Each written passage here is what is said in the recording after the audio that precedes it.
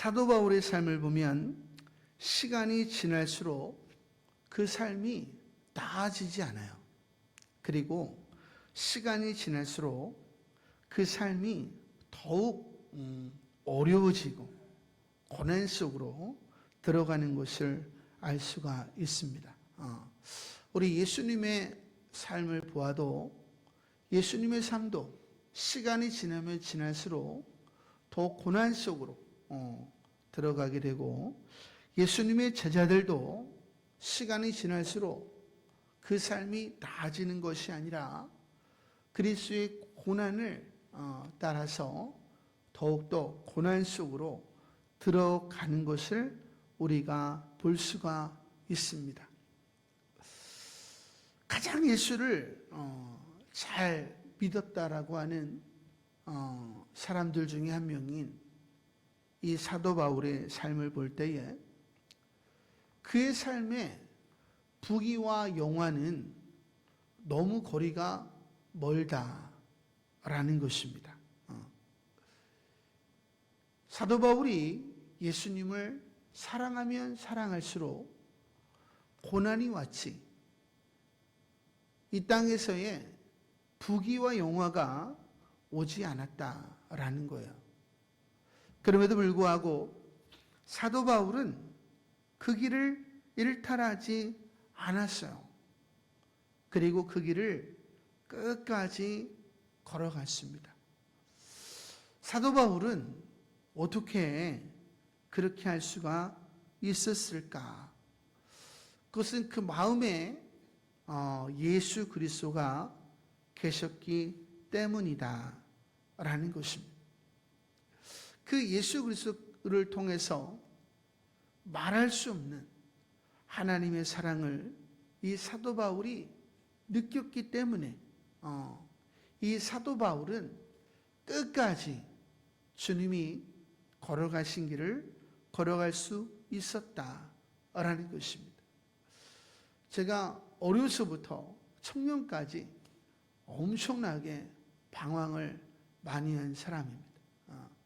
다 이야기할 수는 없고 그 가운데 불치병까지 얻어가지고 살 소망이 없었던 사람인데, 어느 날 주님이 제가 부르짖었을 때에 찾아오셨어요. 그래서 숨을 쉴 수가 있게 되었는데, 그럼에도 불구하고 예수를 믿는 게 뭔지를 잘 몰랐어요. 근데 제 은사님이 제자훈련을 하자고 그러셨는데 첫 마디가 뭐였냐? 하나님은 사랑이시라. 그 한마디를 듣는 순간에 잿빛과 같은 세상이 진짜 핑크빛으로 바뀌는 것을 경험했어요. 그리고 그 사랑을 따라서 지금까지 걸어왔습니다. 하나님은 사랑이시라. 우리는 하나님으로부터 나왔습니다. 그러니까 우리는 사랑으로 만들어진 존재예요. 그래서 사랑이 없이는 살아갈 수 없는 존재다라는 것입니다. 근데 그 사랑은 인간적인 사랑이 아니에요. 하나님은 사랑이시라. 아가페적인 사랑이잖아요. 아무것도 구하지 않는 사랑. 우리를 있는 모습 그대로 사랑해주는 사랑. 편견이 없는 사랑. 그 사랑을 우리가 덧입지 않으면 우리는 살아갈 수가 없다라는 것입니다. 근데 대부분의 사람들은 다 자기의 사랑을 하잖아요. 그 속에서 사람들은 우리를 있는 모습 그대로 바라봐 주지 않아요. 그리고 자기들의 기호와 성향이 다 있습니다. 난 저런 사람은 싫어. 이런 게 있기 때문에 그 속에서 사람들은 안식을 얻을래야 얻을 수가 없는 것입니다. 그래서 뭔지는 모르지만 뭔가를 찾아서 그 사랑을 찾아서 길을 떠나는 거야. 다시 말하면 방황하는 겁니다. 그래서 술과 이성과 마약과 이런 것을 가지고 어떠한 안식을 누려보려고 하지만 안식을 누릴 수가 없는 거지. 끝없이 방황하다가 불나방이 불 속에 뛰어들어 죽는 것처럼 최후를 맞이하는 안타까운 영혼들이 너무나도 많다라는 것입니다. 하지만 예수님을 만난 사람들은 십자가의 사랑, 하나님의 사랑을 경험하는 것입니다. 나보다도 나를 더 사랑하셔서 수많은 수치와 모욕을 당하시고 누명을 쓰시면서도 나를 위하여 한마디 변명을 하지 못하신 그 예수를 바라보는 겁니다. 예수님이 누명을 썼을 때에 자기를 변호하면 어떻게 되겠어요? 저와 여러분의 죄는 가리워지지 않는 겁니다. 그래서 예수님은 평생에 자기를 변호하지 못하시고 저와 여러분이 지은 죄악의 옷을 입으시고 죄인으로서 십자가에서 달려 돌아가심으로 내가 너를 이만큼 사랑한다 말씀하시는 거예요. 이 땅에 오셔서 단 한마디도 변호하지 못했던 예수님의 마음이 어떠할까? 우리는 조그만 거 하나도 억울한 일을 당하면 그냥 끝을 봐야 돼. 근데 우리 주님은 평생에 도살장에 끌려가는 양처럼 잠잠하셨으니까 한마디도 하지 않는 게 하나님이 예수님을 이 땅에 보내신 하나님의 뜻이었습니다. 제가 그것을 깨닫고 얼마나 울었는지 몰라요. 아, 주님은 나를 이렇게 사랑하시는구나. 우리 주님의 마음이 얼마나 아플까. 그리고 우리를 위하여 죄를 다 뒤집어 쓰시고 아버지여 저들의 죄를 사하여 주시옵소서. 자기의 죄를 알지 못함이니이다. 우리를 위하여 기도하시고 아버지여 나의 영혼을 아버지 손에 부탁하나이다. 겸손히 말씀을 하시고 이제 운명을 하셨습니다. 근데 그 사건이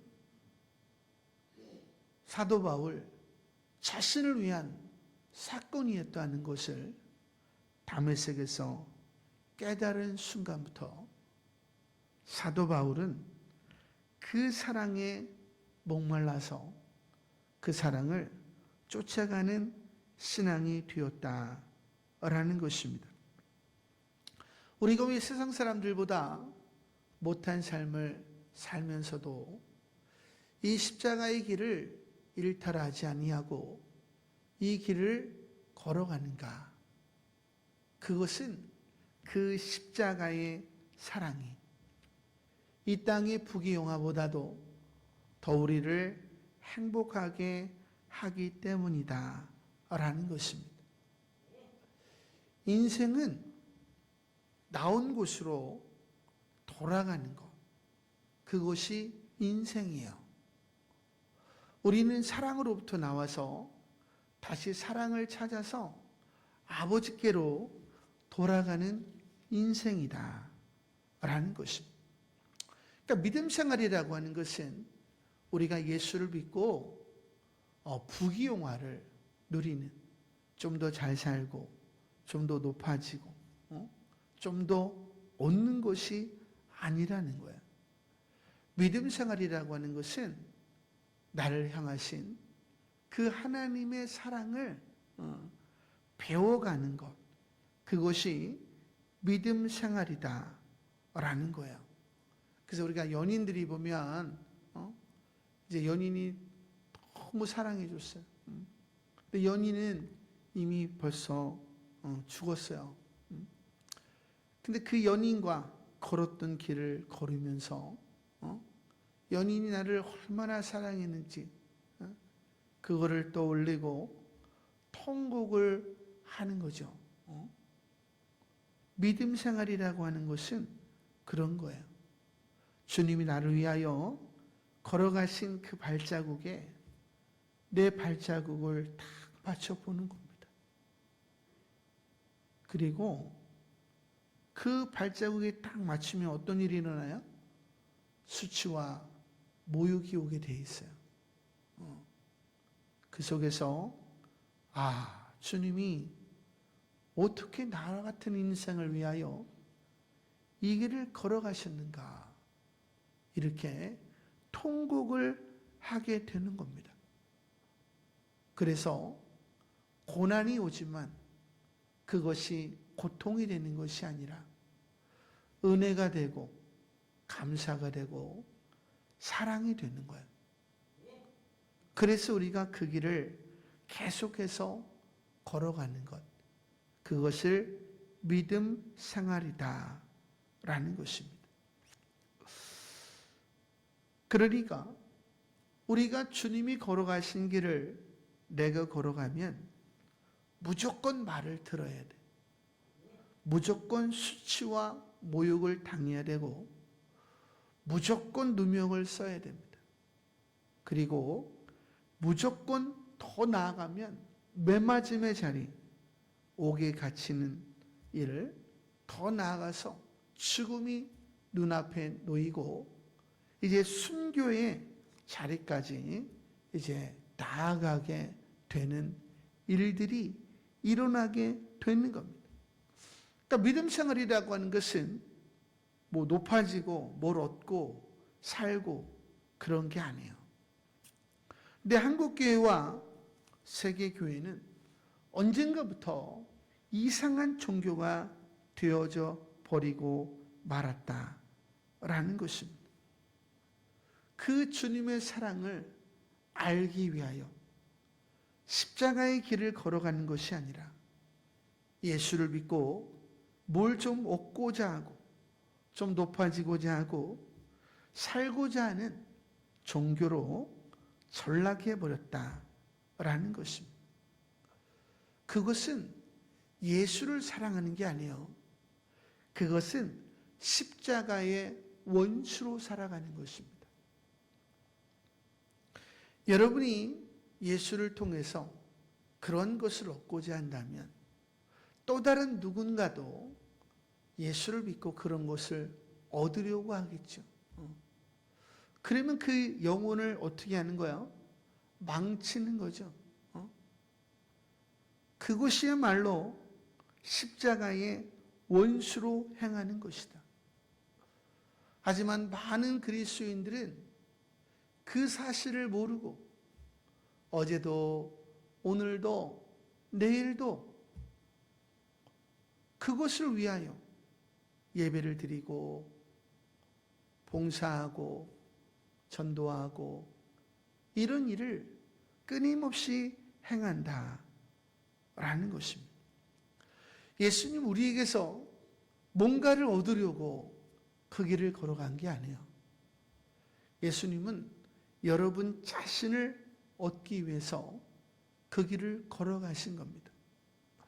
우리가 십자가의 길을 걷는 것은 주님으로부터 무엇을 얻기 위하여 걸어가는 게 아니에요. 내 구주 예수를 얻기 위하여 이 십자가의 길을 걸어가는 것입니다. 내가 예수가 아닌 또 다른 무언가를 얻기 위하여 그 길을 걸어간다면 우리 주님께서 여러분을 바라보시면서 눈물 흘리실 것이다 라는 것입니다.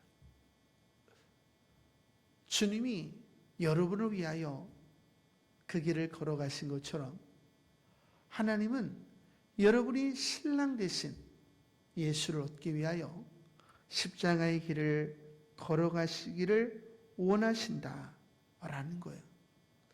그럼 여러분이 주님이 걸어가신 십자가의 길을 걸으면 무조건 수치와 모욕과 누명과 더 심지어는 매맞음과 옥에 갇힘과 죽임을 당해야 되는 거야. 그러면 눈물이 날 수밖에 없죠. 그 길을 일탈하면 돼요. 근데 일탈이 안 돼. 왜냐하면 주님이 그 길을 걸어가다가 멈추지 않았어요. 멈추면 어떻게 돼요? 우리 다 죽는 거예요.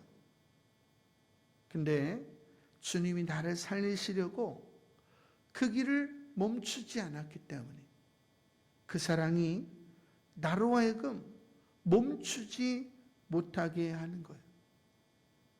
그래서 고통이 와서 눈물이 나는 게 아니라 주님이 나를 위한 사랑 때문에 눈물이 나는 겁니다. 여러분이 예배를 드리는데 눈물이 나지 않아요. 주의 길을 걸어가는데 눈물이 나지 않아요. 죄송하지만 이미 십자가의 길을 일탈한 겁니다. 예배를 드려도, 봉사를 해도, 전도를 해도 예수님의 사랑을 알기 위하여 하는 게 아니에요. 부응하기 위하여, 내 기도를 응답받기 위해서 하는 거예요. 다시 말하면 십자가의 길, 사랑의 길을 이미 잃어버린 거예요. 그래서 눈물이 메마른 것입니다. 여러분이 십자가의 길을 걷잖아요. 그 길은 주님을 얻고자 하는 길이에요. 근데 신부가 주님을 얻기 위하여 수치와 모욕을 당하면서도 자기를 부인하고 계속 그 십자가의 길을 걸어가요. 그럼 누가 마음이 아프겠어요? 신랑인 우리 예수님이 마음이 아픈 거예요. 그래서 여러분이 눈물을 흘리는 게 아니라 예수님이 여러분을 바라보면서 눈물을 흘리는 거예요. 그래서 우리가 은혜 받았다. 그러면 눈물이 팍 흐르잖아요. 그건 여러분의 눈물이 아니에요. 그건 주님의 눈물이고 주님이 여러분을 바라보시면서 고맙다 라고 하시는 감사의 눈물입니다. 우리는 평생에 그 눈물을 잃어버려서는 안 돼요. 그래서 성경에 보니까 옛 죄를 사해 주심을 잊은 자가 맥이니이다. 그 사람은 왜 십자가의 길을 걸어가야 되는지를 모르는 사람이에요. 하지만 평생에 십자가의 은혜를 잃어버리지 않은 사람이 있었는데 그 사람이 바로 사도 바울입니다. 바울은 최고의 학부를 나왔어요. 최고의 가문에서 태어났습니다. 율법으로는 흠이 없었고 열심으로는 연장자보다 더 나은 삶을 살았습니다. 근데 그 열심이 율법으로부터 난 의가 그로 하여금 온갖 마귀 짓을 하게 했어요. 예수 믿는 사람들을 다 잡아 죽이게 하고 그것도 모자라서 유대 지도자들에게서 공문을 받아가지고 그 다메섹에 있는 예수 믿는 사람들을 잡아서 옥에 가두려고 분기충천해서 다메섹까지 갔던 사람이에요. 근데 그 영혼을 불쌍히 여기시는 분이 계시는데 우리 예수님이죠. 그 길을 걸어갈 때에 주님이 빛을 쫙 비추시죠. 그리고 말씀하시기를 사울아 사울아 네가 왜 나를 핍박하느냐 말씀하셨을 때 주여 누구십니까? 나는 네가 핍박하는 예수다 라고 하는 음성을 듣고 꼬꾸라지게 돼. 자기가 그렇게 싫어했던 예수 믿는 사람들을 잡아 죽이기를 원했던 자기를 위해서 예수님이 찾아오신 거야. 그리고 자기를 용서하신 거야. 죄수 중에 괴수인 자기를 찾아오시고 용서하시고 십자가에서 달려 돌아가신 사실 앞에 이 사도 바울이 완전히 꼬꾸라지는 것입니다. 우리가 금요일날 예배 드릴 때 불렀지만 오직 주의 사랑에 매여 내 영 기뻐 노래합니다. 이 소망의 언덕 기쁨의 땅에서 주께 사랑드립니다. 이 땅에 정말 수많은 해외 선교사님들이 젊은 나이에 이 조선이라고 하는 땅에 왔어요. 왜? 그 주님의 사랑에 매여서. 그러니까 풍토병으로 가족들이 한 사람 한 사람 죽어나갑니다. 그리고 이제 홀로 남아요. 그런데 이 조선 땅을 떠나지 못하고 수치와 모욕과 멸시와 천대를 받으면서도 주님의 사랑을 전하지요. 그리고 순교를 대부분이 다 당하시고, 그나마 어떤 분은 묘지가 있지만 어떤 분은 화형을 당하시고 수장이 되셔서 이름 모를 이름이 된 분들이 너무나도 많이 있다라는 것입니다.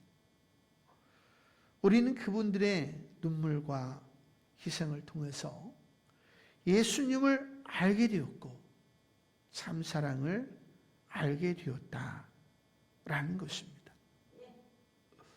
우리는 그 사랑을 잊으면 안 되는 거예요.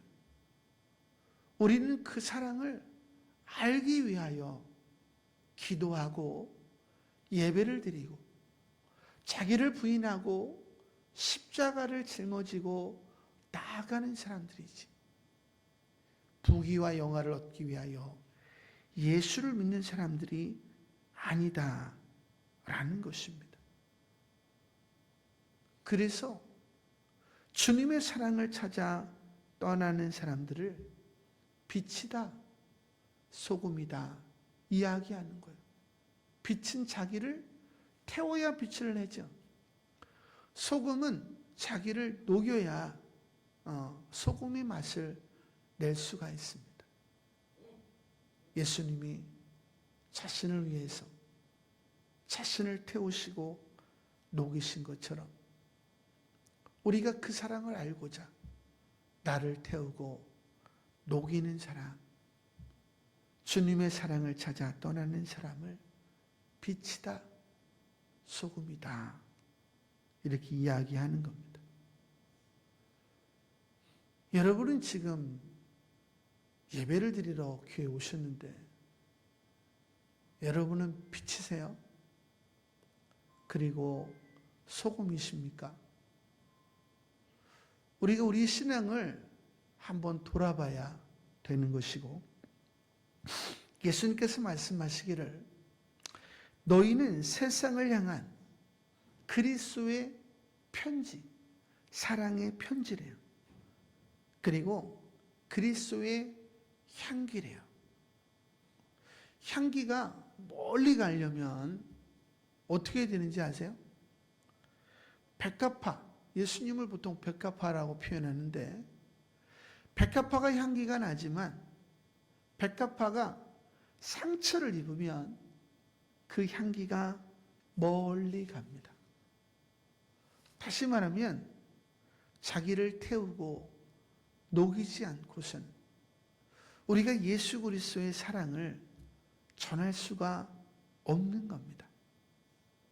그래서 예수님께서 팔복을 이야기하신 이후에 마태복음 5장 12절에 보니까 사람들이 나를 인하여 너희를 핍박하고 거짓으로 너희를 거스려 모든 악한 말을 할 때에는 기뻐하고 즐거워하라. 하늘에서 너희의 상이 큼이라. 할렐루야. 이 말씀 속에는 생략된 문구들이 많아요.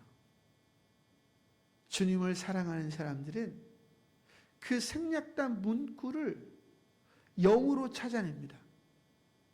그리고 이것을 읽을 때에 눈물이 흘러요. 하지만 주님을 사랑하는 마음을 잃어버린 사람들은 또 나보고 욕을 당하라는 거구나. 이것을 문자적으로만 보기 때문에 모든 말씀이 다 부담이 되는 것입니다. 사람들이 나를 인하여 너희를 핍박하고 거짓으로 너희를 거스려 모든 악한 말을 할 때에는 우리도 막 올라오죠. 근데 같이 위협하거나 욕할 수 있어요? 없지요. 왜? 주님이 나를 위해서 그걸 못하셨으니까. 그래서 참게 되는 거예요. 그러면 흔적을 갖게 되는 거예요. 여러분이 참아봐요. 안 참으면 속 시원하죠. 상대를 짓밟아주면 속 시원합니다. 근데 그거 못하고 참으면 어떻게 돼요? 아프죠. 그걸 예수의 흔적이라고 하는 거예요. 그 흔적을 통해서 하나님 아버지의 사랑이 예수를 통해서 성령님을 통해서 우리 마음을 통해서 세상에 흘러가는 거예요. 그러면 사람들이 우리의 모습을 보고 예수를 믿게 되는 거예요. 그러면 우리가 하늘에서 상급을 받게 된다. 이런 뜻입니다. 할렐루야. 그래서 사도 바울이 평생에 자랑한 것이 한 가지가 있었는데 나를 괴롭게 하지 말라. 내가 예수의 흔적을 가져노라. 할렐루야. 오늘날 많은 사람들은 내가 예수를 믿고 이렇게 됐어 저렇게 됐어. 저희 가정도 예수를 믿고 사남매가 다 잘 됐죠. 하지만 우리는 그것을 위해 사는 게 아니에요. 내가 예수를 위하여 얼마나 흔적을 가졌는가. 내가 예수를 얼마나 닮아갔는가. 그 일을 통해서 또 하나의 열매를 맺어가고 있는가. 주님은 또 하나의 열매를 맺기 위해서 우리를 부르시는 곳입니다. 그래서 하나님은 우리가 하나님의 사랑을 알아가게 하시기 위해서 우리에게 주시는 게 있는데 그것이 사람이다라는 거예요. 우리가 예배를 통해서 은혜를 받을 수는 있어요. 하나님의 사랑을 깨달을 수는 있습니다. 하지만 사랑을 얻을 수는 없어요. 성경이 보니까 너희가 서로 사랑하면 하나님의 사랑을 받은 자로서 아가페적인 사랑을 행하면 그러니까 우리의 사랑이 아니에요. 하나님의 사랑을 행하면 하나님이 우리 안에 거하시고 하나님의 사랑이 우리 안에 이루어지느니라. 할렐루야. 그 사랑을 받고 우리가 그 사랑을 행하면 우리 안에 하나님이 거하시고 하나님의 사랑을 얻게 된다는 거예요. 할렐루야. 그것을 예복을 입는다. 흠과 점이 없는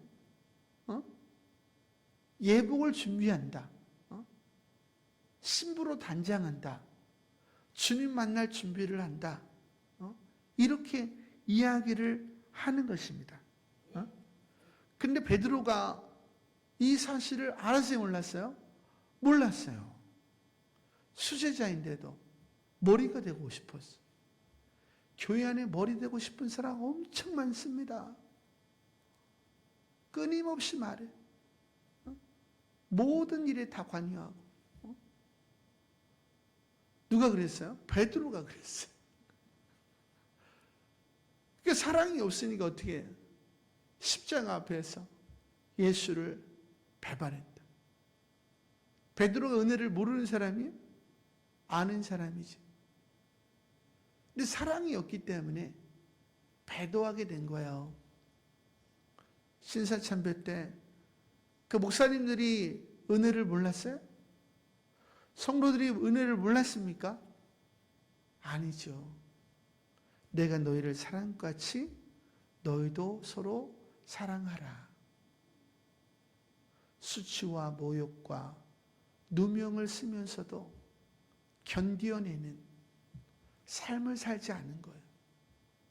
설교는 했고 설교는 들었는데 그 명령을 따르지 않았기 때문에 사랑이 없었던 거예요. 그래서 십자가 앞에 예수를 부인하게 되었다라는 것입니다. 예수님께서 베드로를 너무 안타깝게 여기셔서 부활하신 이후에 똑같이 디베랴 바다에 찾아오셔서 똑같은 사건을 연출하시고 요한의 아들 시몬아, 네가 다른 사람들보다 나를 더 사랑하느냐? 그리고 내 어린 양을 먹이고 치고 돌보라. 나를 사랑하는 것은 영혼들을 돌보는 것이고 십자가의 사랑을 전해주는 거야. 이렇게 말씀하셨습니다. 그리고 하신 말씀이 네가 젊어서는 네 마음대로 다녔거니와 이후로는 사람들이 네 허리에 띠를 띠고 너를 끌고 다니리라. 사람들을 섬기면 무조건 고난이 옵니다. 여기 부모님들 많으신데 자녀들 키우는 것이 쉽던가요? 여러분이 부모가 됐기 때문에 죄인이 되는 거예요. 자녀들의 죄 여러분이 다 담당하는 겁니다. 목사가 되잖아요. 성도들의 죄를 목사가 다 담당해야 됩니다. 여러분이 구역장만 되어보세요. 얼마나 힘든지. 근데 하나님은 우리를 만드셨단 말이에요. 그러니까 우리 모든 인류의 죄를 누가 담당해야 돼? 하나님이. 왜? 우리를 만든 죄 때문에. 독생하신 예수님이 이 땅에 오셔서 우리 모든 인류의 죄를 담당하신 겁니다. 그걸 사랑이라고 하는 거예요. 목회자가 성도들의 죄를 다 담당하면 그걸 사랑이라고 하는 거예요. 구역장님들이 구역원들의 죄악을 다 담당하면 그걸 사랑이라고 하는 것이. 여러분들이 여러분의 자녀들의 죄를 다 담당하면 그걸 사랑이라고 하는 거예요. 할렐루야. 전에도 이야기했지만 요즘은 그런 사람이 없었지만 제가 중고등부 때에도 나이 키 하나 못 살아내면서 왜 나를 다 낳았어? 이런 아이들 정말 많았습니다. 그럼 어떻게 해야 돼요? 눈물 흘리면서 그 사내야 되는 거예요. 엄마가 미안해. 아빠가 미안해. 죄인 아닌 죄인이 되는 것이 사랑이에요. 그래서 예수님이 그런 사랑을 행하셨다라는 거예요. 근데 베드로에게 말씀하신 예수님께서 이제 바울에게 얘기하시는 거예요. 그래서 사도행전 9장에 보니까 주께서 이르시되 가라. 이 사람은 내 이름을 이방인과 임금들과 이스라엘 자손들에게 전하기 위하여 택한 나의 그릇이라. 할렐루야. 여기까지 너무 좋잖아요. 그죠? 그가 내 이름을 위하여 얼마나 고난을 받아야 할 것을 내가 그에게 보이리라 하시니. 할렐루야. 고난이 없으면 하나님의 사랑이 흘러가지 않아요. 그러면 이방 족속들이 구원을 얻지 못해요. 하나님은 이 비전을 이루게 하시기 위해서 뭘 주시는 거야? 고난이라고 하는 축복을 주시는 것입니다. 그래서 사도행전 13장에 보니까 주께서 이같이 우리에게 명하시되 내가 너를 이방의 빛으로 삼고 너로 땅끝까지 구원하게 하리라 하셨느니라 하니 이방인들이 듣고 기뻐하여 하나님의 말씀을 찬송하며 영생을 주시기로 작정된 자는 다 믿더라. 그러니까 하나님 말씀을 받으면 다 영생을 주시는 거거든. 그래서 그 사도 바울에게 주신 비전이 이루어졌다라는 거야. 사도 바울은 그 일을 행하면서 수많은 고난을 당하자. 그 사도 바울은 무슨 유익이 있어요? 그 고난 속에서 나 자신을 향한 예수님의 사랑을 배우는 거예요. 그리고 예수님과 하나 되어져 가는 겁니다.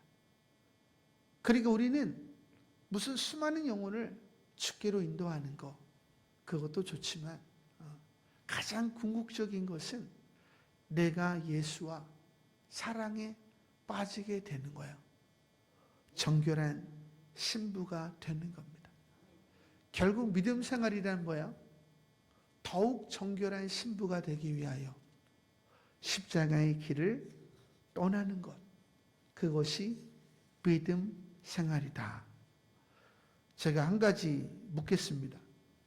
수치와 모욕과 낮아짐과 잃어버림과 죽음이 없이 예수를 믿는 것이 가능할까? 가능할까요? 여러분이 이러한 것이 없이 영혼들을 구원하는 것이 가능할까? 여러분이 나가서 예수 믿으세요. 이것은 복음일까?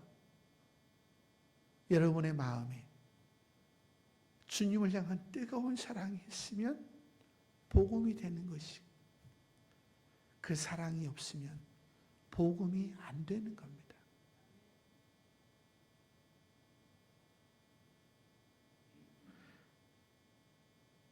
우리 검단 월드비전 교회는 사도 바울처럼 부름을 받아서 이제까지 선교를 해온 교회고 수많은 욕을 먹는 거예요. 근데 누구한테 욕을 먹어요? 다 성도들한테 욕을 먹고 목사님들한테 욕을 먹고 어이지 목사 그렇게 하면 안 돼. 교회를 먼저 세우고 선교해야지.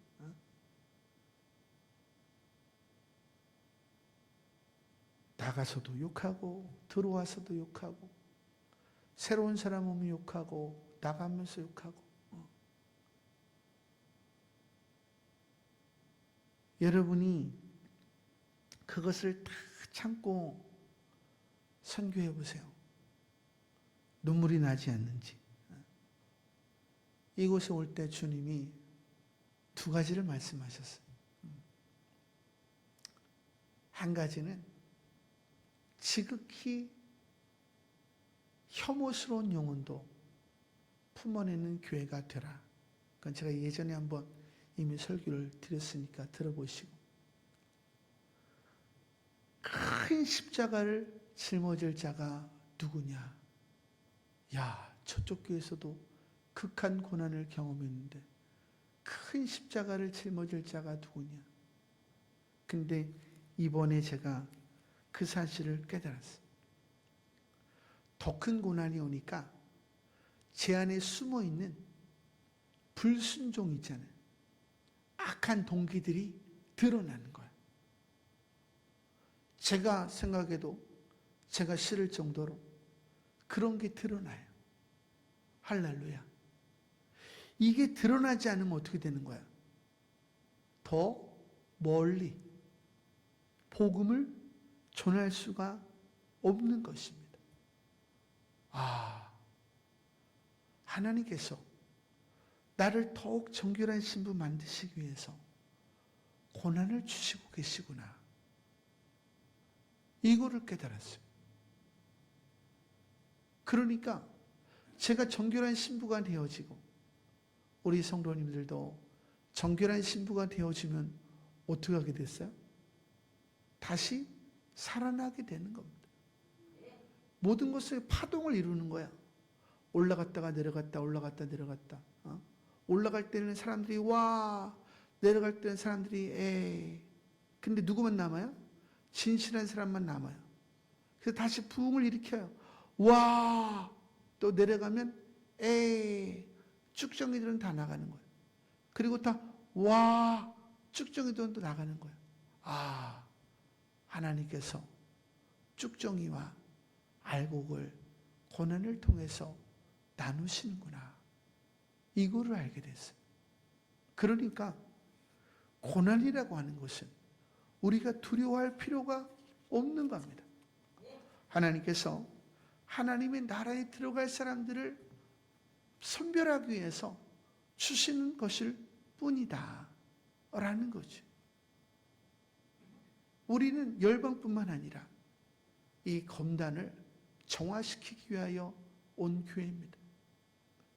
근데 우리가 예수님의 사랑을 추구하지 아니하고 무엇을 먹을까 마실까 입을까 그것만 위해 살아간다면 어떻게 이 지역을 정화시킬 수가 있겠습니까? 여러분이 지금 그거를 추구하고 있다면 결국에 힘들어서 떨어져 나가게 될 것입니다. 그리고 나가면서 욕을 하게 될 거예요. 하지만 하나님 앞에 여러분은 이실 직고하는 날이 오게 될 것이다 라는 것입니다. 저는 여러분들이 예수를 사랑하기를 원하고 예수를 더욱 얻기를 원합니다. 우리 10월 27일 날 광화문에서 200만 기독교 대회를 하죠. 차별금지법을 저지하기 위해서. 지금 한국교회에 가장 존경받는 인물이 있는데 손연보 목사님이죠. 세계력교회. 이분이 말씀하시기를 성도들은 하나님을 위하여 분개해야 할 때는 분개하지 않고 자기의 조그만 이익이 상하면, 감정이 상하면, 자존심이 상하면 분개한대. 그래서 그것이 어떻게 예수를 믿는 것입니까? 여러분 그렇게 예수를 믿으려면 우리 세계로 교회에서 나가십시오. 강단에서. 어떻게 그렇게 예수를 믿을 수 있습니까? 그러면 사모님이 목사님 그러면 안 된다고. 근데 이분은 교회를 세우면서 지금까지 그렇게 했다는 거예요. 결론은 뭐예요? 가라지들은 나가는 것이고 알곡들은 모으니까 코로나가 와도 담임 목사가 예배를 드리십시오. 그러니까 욕을 먹어가면서 성도들이 예배를 드리는 거 아니에요. 우리는 이렇게 봐주고 저렇게 봐주고 우리는 그것을 사랑이라고 생각했다는 거예요. 자, 우리 부교육자들이 더 이상 그러지 않기를 원해요. 우리 리더십들이 그러지 않기를 원합니다. 이렇게 살아가고 싶으신 분들은 다 내보내길 원해요.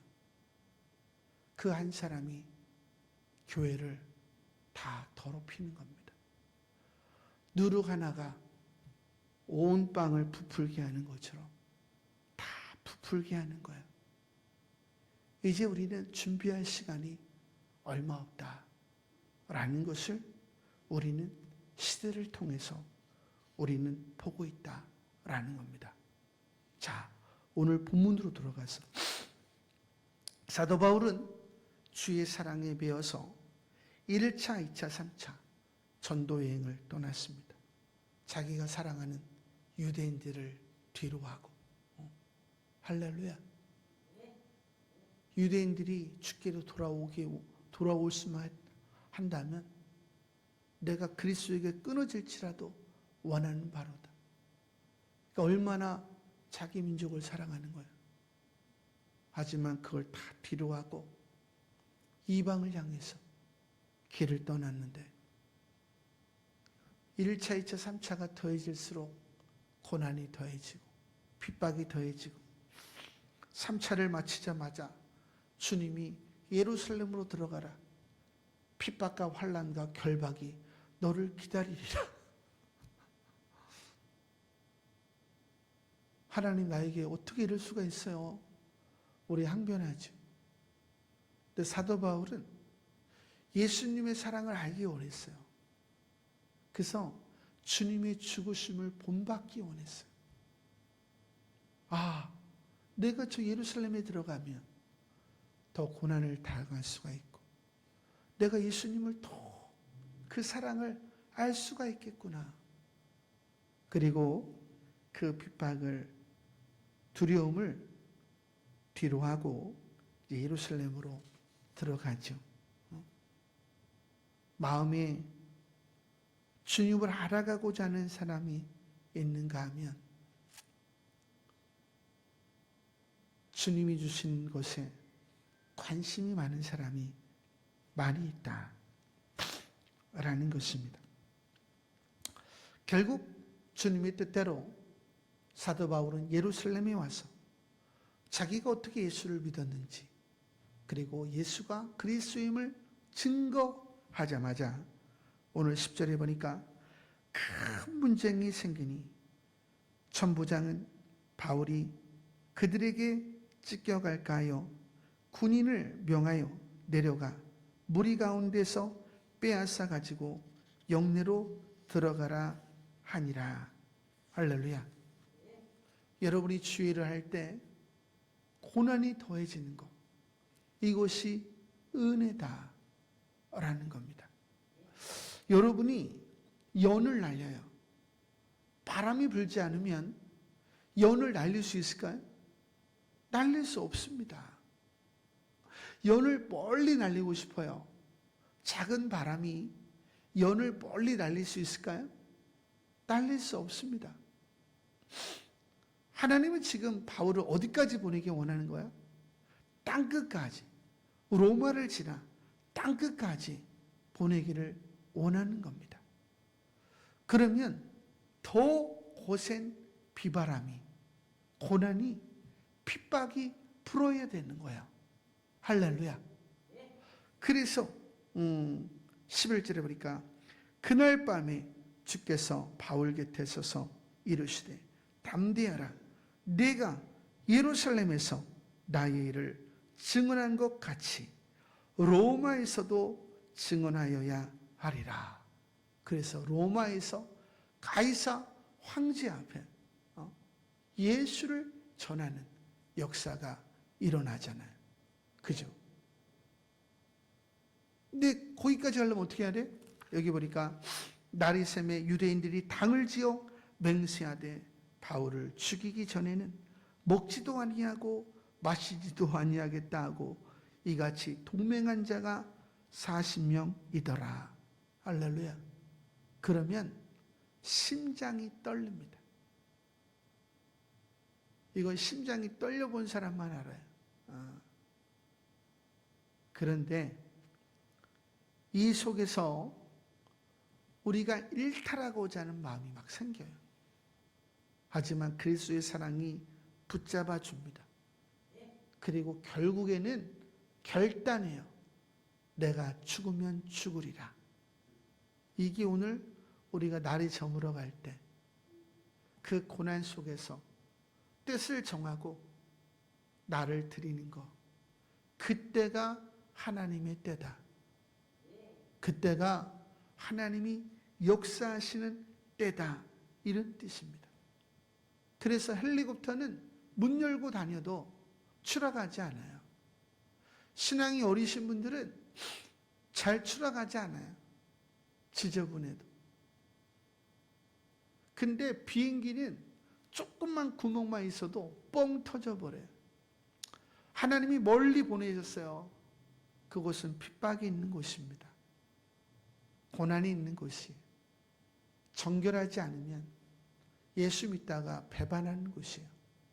그래서 하나님은 멀리 보내시기 전에 고난을 허락하시고 우리 마음을 정결하게 하셔서 더 나은 예수의 신부 만들어서 우리를 보내시는 거예요. 그러면 그들이 예수의 신부를 보고 주께로 돌아오는 것입니다. 이것이 저와 여러분이 존재하는 이유고, 제가 이곳에 와서 느끼는 것은 더 이상 저 혼자의 힘으로는 어렵다라는 거예요. 제가 십자가 짊어지지 않겠다는 얘기가 아니에요. 저는 더 짊어질 거예요. 하지만 여러분들이 같이 십자가를 짊어지지 않으면 우리가 300간 7천을 이루기는 어렵다는 거예요. 삼성이 이재용 회장 혼자 그 삼성을 움직이는 게 아니잖아요. 수많은 직원들이 짐을 나눠줬을 때 그 삼성이라고 하는 회사가 한국을 먹여 살리는 거 아니에요. 저 여러분이 하나 되어서 이 300가 7천의 십자가를 나눠줄 때에 우리를 통해서 열방의 수많은 영혼들이 주께로 돌아오고 우리는 주의 정결한 신부가 되어서 땅끝에서 주님을 만나 천국에 들어가는 일들이 일어나게 될 것입니다.